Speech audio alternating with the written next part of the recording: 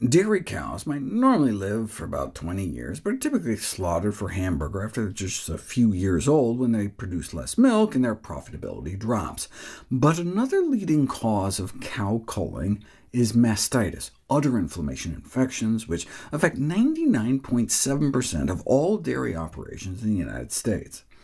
Because of the mastitis epidemic in the U.S. dairy herd, the dairy industry continues to demand that American milk retain among the highest allowable somatic cell concentration, nearly twice as much as the rest of the world, 750,000 cells per milliliter.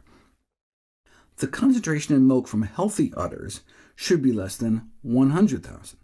These somatic cells are mostly white blood cells, so when you get up to around 200,000, which is like a million per teaspoon, the udder is likely to be infected. So the somatic cell counts in the bulk milk tanks reflect the level of infection. Basically, if the bulk milk tank, which can hold thousands of gallons, averages 200,000, then 15% of the contributing cows are likely infected. At a concentration of 400,000, which is more in line with international standards, a third of the cows are likely infected, and staying within the 750,000 U.S. limit for grade A milk could reflect that about 2/3 of the cows are infected. Now, somatic cells are not synonymous with pus cells, as has sometimes been misleadingly suggested. Just as normal human blood and breast milk contain low levels of white blood cells, so does milk from healthy cows, something we've known for more than a century. The problem is that many of our cows are not healthy. According to the latest national government survey, about 1 in 4 dairy cows in the United States suffers from clinical mastitis, the second leading cause of death on dairy farms.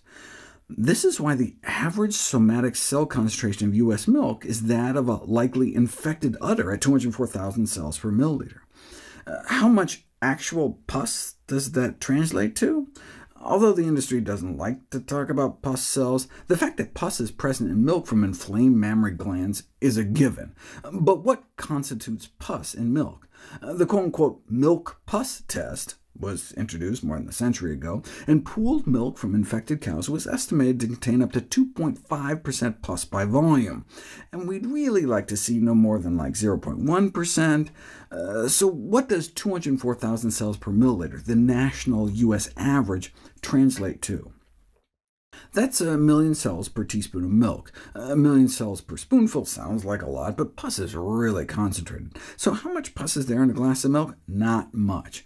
If you take the national average and subtract the number of white blood cells you might see in normal milk, you get about 100,000 inflammatory white blood cells per milliliter, or about 25 million per cup. Then it just depends on the cellular concentration of pus.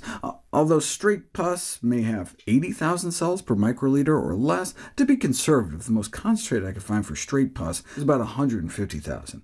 Note that's per microliter, not per milliliter. So if there are about 25 million cells per cup, and a microliter of pus contains about 150,000 cells, that would come out to be about 150 microliters of pus per glass of milk. There are about 50 microliters in a drop, so there'd only be a few drops of pus per glass on average. And you can apparently taste the difference. One of the major problems associated with mastitis is the flavor and texture defects. Milk with high somatic cell counts looks the same, but evidently doesn't smell or taste as good. The large amount of pus in mastitic milk may be aesthetically objectionable, but it's important to note this is not a food safety issue thanks to pasteurization. The dairy industry emphasizes that ingesting large amounts of bovine white blood cells has not been shown to be harmful. No matter how inflamed and infected others get, the pus gets cooked. But just as parents may not want to feed their children fecal bacteria in meat, even if it's irradiated fecal bacteria, as the director of the Food Policy Institute put it, irradiated poop won't make you sick, but it's still poop. Parents may not want to have their children sip pasteurized pus.